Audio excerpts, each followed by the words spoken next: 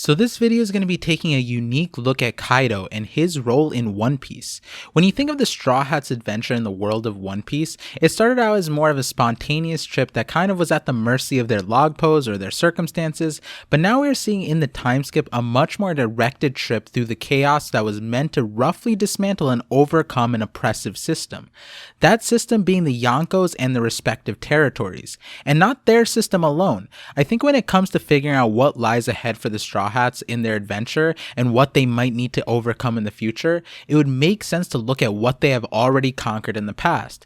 So as you can see from the past videos in this series, we are trying to analyze the Yonkos and use our understanding of what they stand for in One Piece to then fill in the blanks of what might be left. So if you haven't seen the series that Mosh and I started, I would definitely recommend watching that either before or after this video. The playlist for it is linked in the description. And so if you're new to my channel, the way I view the world is by making connections. So let me connect you to my vision, the ParVision. So touching back on the Yonko aspect that we discussed prior to this video, that it seems like each Yonko actually may have dreams that connected, but their ways to achieve those dreams vary tremendously. And we can see the direct results of that when you look at the respective empires created by Whitebeard, Big Mom, and Kaido. They each created their own worlds that were largely separate, but allowed each of them to grasp onto a certain amount of influence in the world. We'll be discussing the other Yonkos, Blackbeard and Shanks, at a later video, mainly because it's the Rocks Pirate remnant Yonkos that we know most about. Big Mom, for example, wanted to create an isolated utopia where all races could come together and live harmoniously, but there was a hefty tax that had to be paid. Mosh DMC goes more into the details in his video, so check out his video for that. Whitebeard seemed to have the most docile form of governing his territories. He just wanted to protect his places from pirates and kind of the world government. The place he grew up in was poor and overran by pirates and forsaken by the world government, because they couldn't pay the heavenly tribute. So Whitebeard tried to give back to the world what he couldn't have himself using his overwhelming power. And then we have Kaido, who fits in on a completely separate realm, similar in some ways but very different in others. But okay, at a certain point, you have to take a step back when you look at the Yonkos. They're basically their own governments that are alternative to the world government. The main difference is whatever values the Yonkos emphasize, but nearly every choice carries a sacrifice. Let's look at the perspective of a ruler who has to govern and protect a certain amount of territory. To protect those territories, if you're a nation that can afford to pay the heavenly tribute, then you're aligned with the more meta choice of the world government. But if the place is either extremely valuable or proposes themselves to be valuable to a Yonko, then a Yonko can pick it up and provide protection. Other than that, if you are an independent island within the Grand Line, you're either uninhabited, extremely dangerous naturally, or are protected by some force that can withstand being visited by pirates. And there are some technical exceptions like Dressrosa, which technically is aligned with the world government, but also is kind of operating independently since it was ruled by Doflamingo, who was a warlord, and as a warlord was granted the safe haven from the Navy, but that also gave him extra protection from pirates that may not be scared of Doflamingo himself, but a pirate like that is rare anyways. So that's a huge talking point. Is there a particular governing system that Oda used to model the Yonkos after, and that would juxtapose the world government really well? I think there are, and I'll talk about that in a second. So the other part besides having territory and having the means to protect that territory, the Yonkos also have to have a way to fund their government. We see this subtle detail get touched upon for the Yonko, where for example, though they are pirates, we see Tamago on Fishman Island willing to negotiate by taking Luffy's treasure reward as compensation due to the amount of money that was lost after Kid sank 12 of their ships. It's crazy that they include real logistic ramifications in the One Piece world, but yeah, governing a land of any kind requires that kind of concern. I mean, when you think about a competing government, it's kind of unfair to imagine competing with the world government, whose celestial dragons basically centralize and monopolize the world's reserve of berries. Most likely, at least. They seem to have unlimited bank, which Oda might have told us how much money is in the One Piece world, but I'll talk about that another day. So now going back to the Yonko board, it seems like in terms of how they fund themselves, we know mostly these two Yonkos funding sources, Big Mom and Kaido. And that's where filling in where these Yonkos fit in, we can probably use that to figure out where the other Yonko fit in as well, eventually. But so today I wanted to talk about Kaido because, well, Big Mom and Kaido are the best examples of how organized Oda was in designing the Yonkos and making sure they truly had a grasp of their own world, and in a way that honestly reflects the design of our real world. A theme that was always present in One Piece, but especially after the time skip, we definitely saw a very heavy parallel of either historical events or world problems being played out within various arcs. Even the first arc of the time skip with Fishman Island set the tone with elements of racism and oppression along with slavery. So okay, if these Yonkos are supposed to represent global powerhouses that could rival that of a world power like the world government, I think we can already knock some of these out. If you haven't seen Masha's video yet, he talks more deeply about Big Mom, and she and her empire could easily reflect the food industry and how there are various food industry giants like McDonald's, Walmart, or Nestle. How many times have you heard something like if Walmart were a country, it'd be ranked in top 24 in wealth, and even in terms of employees, employ 2.2 million people worldwide. And going back to Big Mom, she already exhibits monopolistic behavior in the fact that she literally kidnaps the world's greatest chefs to further bolster her empire. So then what about Kaido? Well, on the surface, it seems like the focal point for him is military strength, as he is constantly touted to have one of the mightiest armies. But how does he have the mightiest army? Or better yet, what does he arm his army with? Drugs. Yes, I'd argue that Kaido's empire represents the pharmaceutical industry, which might sound wonky to you, but walk with me for a little bit. Ever since we were introduced to the people in Wano who consumed smiles and then were forced to be essentially emotionless drones, the thought came to my mind, smiles are literally a drug that forces you to smile no matter what pain or suffering you're going through, and no matter how much it tears you up on the inside. This concept immediately made me think of the opioid crisis. With those who aren't aware, opioids work by boosting the reward center of your brain and releases endorphins, which muffle your perception of pain and boost feelings of pleasure. In the real world, they are highly addictive and are being proven time and time again that they are overprescribed and pushed onto the public and healthcare system in a haphazard, reckless way intentionally to profit off the outcome. Taking away the addicting part of opioids, Oda just made smiles a permanent problem for those who are not fortunate enough to get powers from the fake fruit. This concept of smiles resembling opioids just made sense and makes even more sense when you think about the overall impression people have over the pharmaceutical industry. Now I want to put a disclaimer here, though many of the statements I'm going to say next do end up feeding into popularized conspiracy theories that work to dismantle overall public trust in the healthcare system. These perspectives that may represent Kaido and the pharmaceutical industry represent the abuse that a select few may have exhibited and not the whole, and I feel that is important to emphasize given the ongoing pandemic and misinformation regarding health and science. So getting back to it, Kaido's empire, which consisted of Orochi, who would represent politicians here, literally poisoned their citizens and forced them into a subservient relationship and created an overall reliance on the government in power to provide food and aid. While these sickly citizens were clearly in a disadvantaged state, they poisoned the group that could not comply with his standards of productivity or life. That kind of sounds like how people describe the pharmaceutical companies that are abusive in the sense, especially in a country like America, where we have all of these chemicals and processed ingredients in our food that end up being tied to cancer and banned literally everywhere else in the world. Honestly, the labor system and complete disregard for the environment in lieu of industrial development kind of just sounds like America and Western countries when colonizing most other countries. Considering Wano is supposed to resemble Japan, maybe some of these concepts resemble when the US occupied Japan post-World War II. Between factory pollution and chemical dumping poisoning the water, it all definitely ties back to the conditions on Wano. But remember what we talked about, how Kaido's primary focus is military?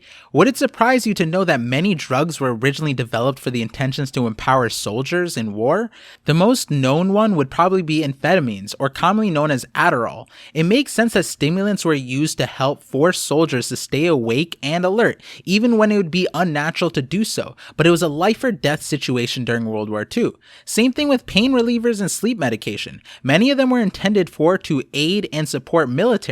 The funniest thing I can remember was during the pandemic, the military randomly dropped a couple $100 million on a drug that was basically cure or prevention for travelers' diarrhea, which was funny, and a lot of investors didn't see it coming, but it makes so much sense that the Navy would really need something like that being in such close quarters and in isolation. Okay though, back on topic. The overall point being that the pharmaceutical focus for Kaido not only applies to how he gained absolute control over his nation, but it's also how he empowered his military. But there's even more levels to it. The third level is that Kaido has Queen, and what was Queen doing? He was basically developing war hacks with biowarfare weapons that utilized viruses and pathogens, which is just an awful thing to do from a health standpoint. There's a special hell for people that would do that in the real world, and the sad part is, there's probably more than a few examples. So Kaido is also weaponizing his pharmaceutical expertise. And then we're finally at the fourth level, the kind that combines everything. Remember what I talked about before about how a world power that rivals the world government, you have to have funding. So let's talk about how everything we talked about relates to money.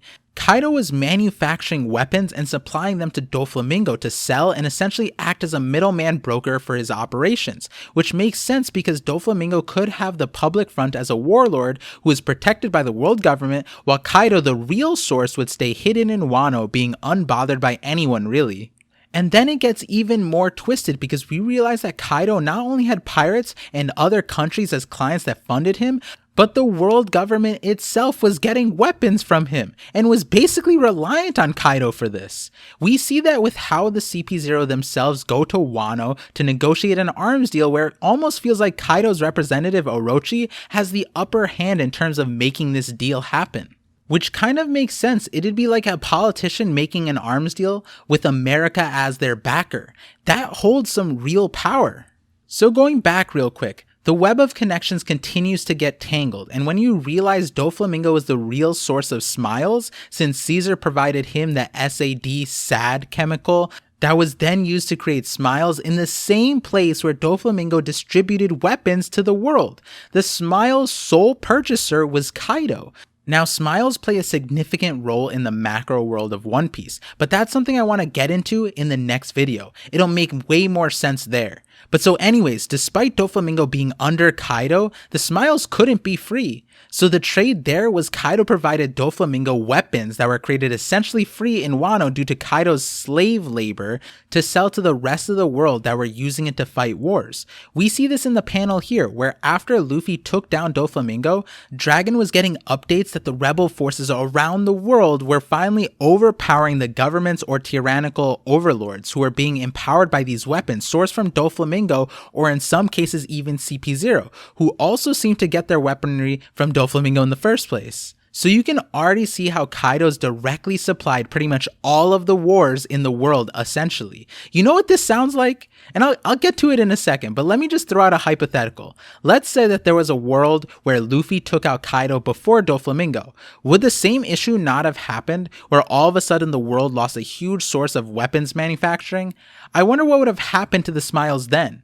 But just think about it this way. It sounds like 1, Kaido's operation ran counter to Dragon's operations, and 2, Kaido's influence on the world was further crippling it. And the reason why I wanted to get this out before saying what Kaido sounds like, and many of you are probably already drawing the connections, but does Kaido not sound like America?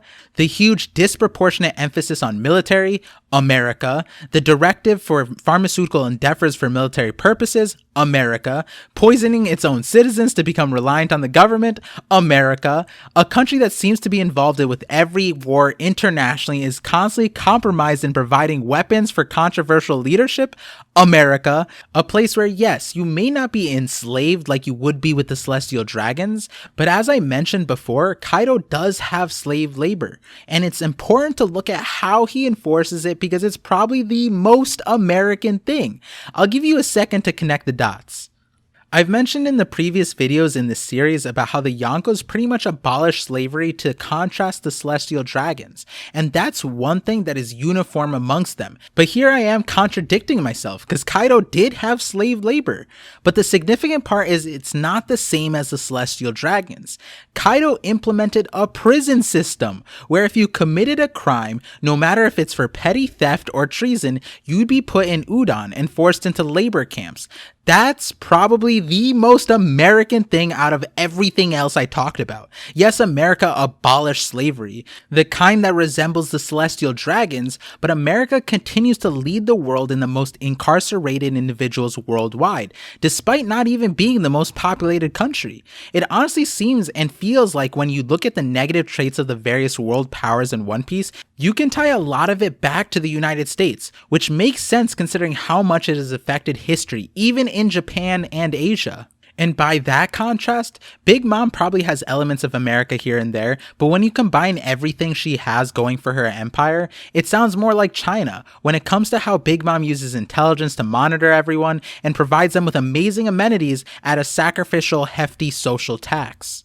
Whereas with Kaido, his empire runs kind of similar to capitalism. The strong thrive and the weak struggle to survive. If you are weak, you are over-policed by its military and constantly deprioritized in resources, and any crime quickly lands you in jail, forced into labor camps. Though it's hard to see Kaido's specific rules, because a lot of the management went to Orochi, who seemed to be harsh about opposition. But when you look at Kaido and what he says about the new Onigashima project, he wants to make Wano into a lawless land where pirates around the world called paradise. The thing is, Kaido's rule isn't exactly lawless. The rules are, if you are strong to survive, you get respect and climb ranks. But if you are weak, then you are the labor source. Basically primitive capitalism. When you take into account, Kaido also rewards skills like Bao Huang, where he seems to treat her with respect despite her lack of strength, and when you think about the meaning of being a pirate in One Piece, it often equates to freedom, which also aligns well with America, especially when you think of some of our prominent businesses as pirates who kind of basically plunder their respective demographics. Apple. So just reiterating some things about Kaido, the puzzle piece that Kaido represents in One Piece is the pharmaceutical giant and military power. He seems to run a capitalistic in-nature government that has a monopoly on smiles and supplies the world with weapons, and wants to take over the world and oppress its own denizens by threatening their health and safety for being poor and weak, and taking advantage of that by turning them into a labor source that has no other option for survival but to work themselves to their bones. Another thing to reiterate is that yes, Kaido had slave labor in the form of a prison system. This is still wildly different than how the celestial dragons collect and use slaves. Even though Doflamingo was in the slave trading business, he abandoned it. It feels like especially due to Kaido's influence and emphasis on smiles. Big Mom also seemed to have no slaves, but that's because she could just punish people and turn them into homies or kill them. Whitebeard prohibited slavery and fought against slavers. There seems to be a trend of not just countering the world government in every form, but amongst the Rock's pirates, this sense that they each wanted to create a world that, though corrupt in practice, was idealistically good or at the minimum better than the world government. And this tells us a lot about what might be their connection to Rocks, and ties back to the original Rocks Mystery Dream video that starts off this series. Now taking all of this into consideration, we have two pirates who are Yonkos that are not descendants from the Rocks pirates. Or are they? Okay, never mind. Mosh and I will cover that topic later on. But so if we look at it like this, where Big Mom is self-sufficient because she has the best established food sources and represents a communist government, then Kaido represents a more capitalistic oligarchy type of government that works primarily by providing tools of war for the rest of the world. So then going down the world power list, I'd say very briefly, the world government also has elements of America there too, in that they have bases worldwide. Like, how do they stay in power? Well, when the last great conflict in their world occurred, they came out as the victors, and they used their temporal supremacy to remain supreme for the next 800 years. What they offer the world as their global currency is supposedly justice and protection. If that's the case, I'd say Whitebeard tried to be like NATO or the UN, in that they were trying to help the least fortunate and those often ignored by the rest of the world. But I think a more accurate description for Whitebeard would be a self-made billionaire philanthropist.